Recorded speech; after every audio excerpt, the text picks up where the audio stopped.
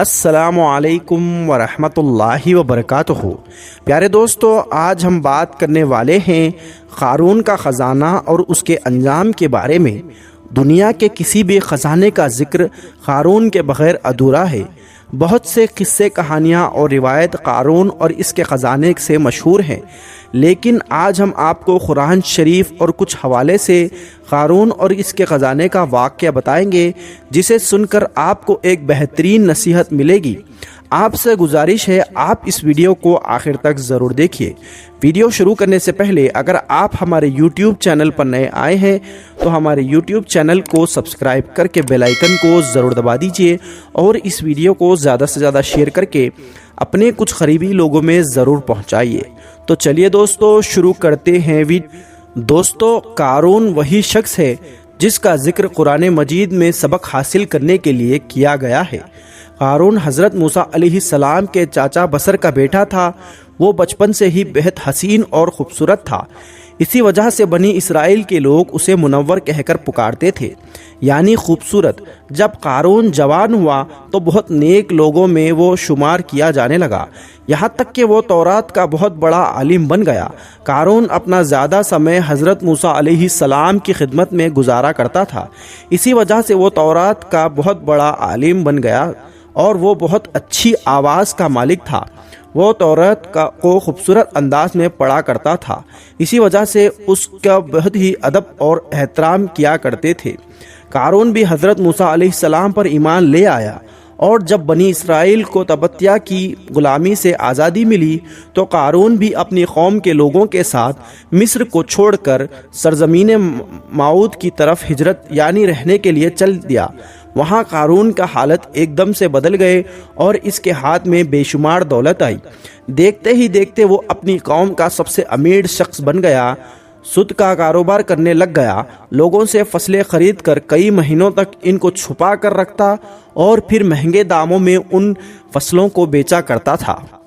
پھر وہ ایسا امیر ہو گیا کہ اس کے خزانے کی چابیاں 300 اونٹوں اور کھچروں پر لادی جاتی تھی، اور ہر چابی چمڑے کی ہوتی تھی جو کہ ایک خزانے کی چابی ہوتی تھی۔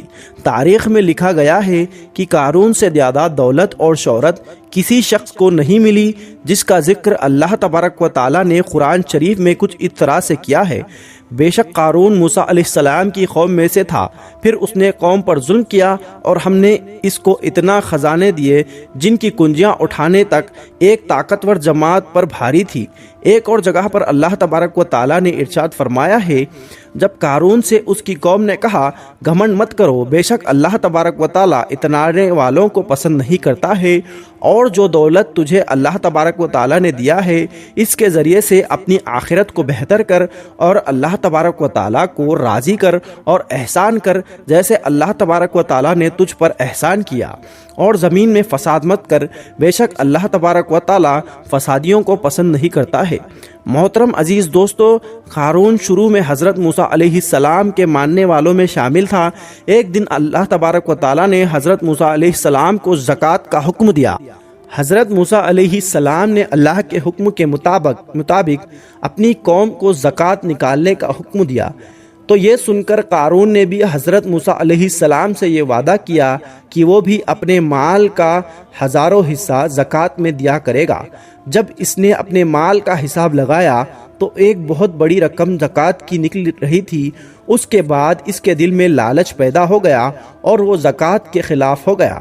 اس نے ایک گندی چال چلی، اس نے بنی اسرائیل میں سے ایک گروہ کو جما دیا جو اس کے حمایتی تھے۔ انہیں جمع کیا اور کہا، اے بنی اسرائیل کے لوگوں، موسیٰ علیہ السلام نے ہمیں کئی حکم دیے جسے ہم سب نے مانا اور اس پر عمل کیا، لیکن اب موسیٰ کا ارادہ بدل گیا ہے، اب وہ تم سے تمہاری دولت چھین لینا چاہتے ہیں۔ قارون نے اپنی قوم میں سے ایک عورت کو کچھ پیسے دے کر حضرت موسیٰ علیہ السلام پر الزام لگانے کے لیے بھی کہا، تاکہ حضرت موسیٰ علیہ السلام کو برا ثابت کیا جا سکے۔ اس کے بعد اس نے اپنے قوم کے لوگوں کو جمع کیا اور حضرت موسیٰ علیہ السلام سے پوچھا کہ زنا کی کیا سزا ہے۔ حضرت موسیٰ علیہ السلام نے فرمایا جو بھی زنا کرے چاہے اس کی بیوی بھی ہو تو اسے شرمسار کیا جائے یہاں تک کہ وہ مر جائے۔ قارون نے کہا حضرت موسیٰ علیہ السلام اگر یہ کام آپ نے کیا ہو تو بھی کیا یہی سزا کا حکم ہے؟ حضرت موسیٰ علیہ السلام نے کہا اگر یہ کام میں نے بھی کیا تو یہی سزا ہے۔ قارون نے کہا بنی اسرائیل کچھ لوگوں یہ مانتے ہیں کہ اپنے فلاں عورت کے ساتھ زنا کیا۔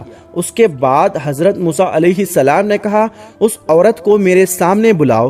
اس کے بعد اس عورت کو حضرت موسیٰ علیہ السلام کے سامنے لایا گیا۔ حضرت موسیٰ علیہ السلام نے کہا اے عورت تجھے اس اللہ تبارک و تعالیٰ کی قسم ہے جس نے بنی اسرائیل کے لیے دریا کو پھاڑ دیا اور سلامتی کے ساتھ دریا کو پار کروا کر فرعون سے بچایا، سچ کہہ دے کہ یہ معاملہ کیا ہے۔ حضرت موسیٰ علیہ السلام کے جلال سے وہ عورت سہم کر کانپنے لگی اور اس نے پورے مجمع کے سامنے صاف صاف کہہ دیا کہ اے اللہ کے نبی مجھے قارون نے بہت دولت دے کر آپ علیہ السلام پر جھوٹا الزام لگانے کے لیے کہا ہے۔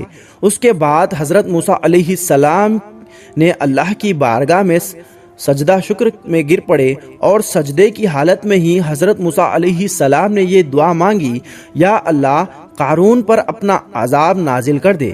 اس کے بعد وہ سبھی لوگ جو قارون کے ساتھ تھے وہ اس سے الگ ہو گئے اور حضرت موسیٰ علیہ السلام نے اللہ تبارک و تعالیٰ کے حکم سے زمین کو حکم دیا کہ اے زمین قارون کو اور خزانے کو ختم کر دے، تو زمین پھٹ گئی اور قارون کا خزانہ اور جو اس کے ماننے والے تھے سب لوگ بھی زمین میں دھسنے لگے، اور دیکھتے ہی دیکھتے قارون، اس کے محل اور اس کا خزانہ سب کچھ اس زمین میں دھس گیا۔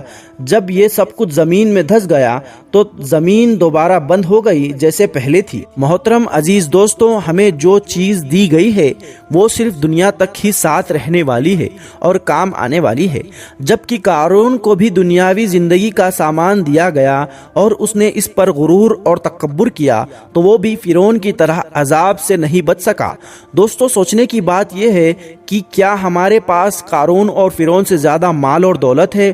اور جس طرح فرعون کو اس کی دولت اللہ کے عذاب سے بچانے میں کوئی کام نہیں آئی، اسی طرح قارون کو حضرت موسیٰ علیہ السلام سے رشتہ داری اور اس کے خزانے نے کوئی فائدہ نہیں دیا، تو ہمیں غرور کس بات کا ہے؟ یاد رکھو اگر ہم بھی ان کی طرح دولت اور شہرت پر گھمنڈ کرتے ہیں اور اپنے سے کم والوں کو نیچا دکھاتے ہیں یا پھر انہیں بری نظر سے دیکھتے ہیں تو ہمارا حال بھی فرعون اور قارون جیسا ہی ہوگا۔ اللہ تبارک و تعالیٰ سے دعا ہے کہ اللہ تبارک و تعالیٰ ہم سب کو اپنے پیارے نبی رسول کریم صلی اللہ علیہ وسلم سے بے پناہ محبت کرنے اور ان کے بتائے ہوئے راستوں پر زندگی گزارنے کی توفیق عطا فرمائے اور ہمیں ہر برے کام سے بچائے اور زیادہ سے زیادہ نیک کام کرنے کی توفیق دے، آمین ثم آمین۔ دوستوں امید کرتے ہیں آج کا یہ ویڈیو آپ کو پسند آیا ہوگا۔ دوستوں ویڈیو اگر پسند آیا ہے تو اس ویڈیو کو زیادہ سے زیادہ شیئر کریں اور اپنے کچھ قریبی لوگوں تک ضرور پہنچائیں۔ دوستوں پھر ملیں گے ایک نئی ویڈیو کے ساتھ، تب تک کے لیے اللہ حافظ۔